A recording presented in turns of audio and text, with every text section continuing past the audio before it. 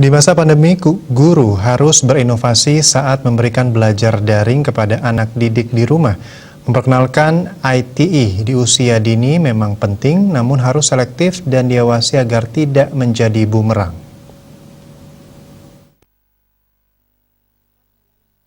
Di masa pandemi, anak usia sekolah harus merubah cara belajar.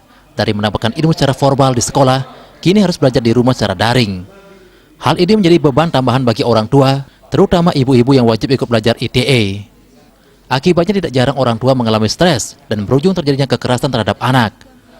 Pengurus Lentera Anak Bali, Loh Putu Anggreni, di sela pelatihan eksploitasi seksual komersial anak menyampaikan, dalam belajar daring, guru harus bisa berinovasi, cara memberikan mata pelajaran agar anak-anak tidak cepat jenuh dan beralih ke konten game. Perlu juga inovasi-inovasi seorang guru ya untuk memulai pelajaran lewat online ini dengan baik. Itu bisa ternyata merangsang anak-anak agar tetap betah belajar. Karena online itu atau IT itu sekarang kan mau tidak mau harus menjadi kebutuhan.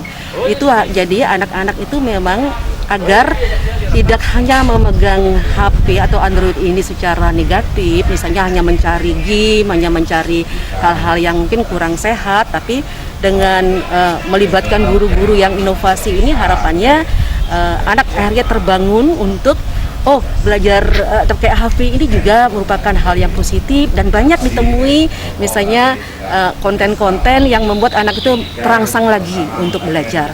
Itu satu, jadi gurunya sendiri yang harus inovatif.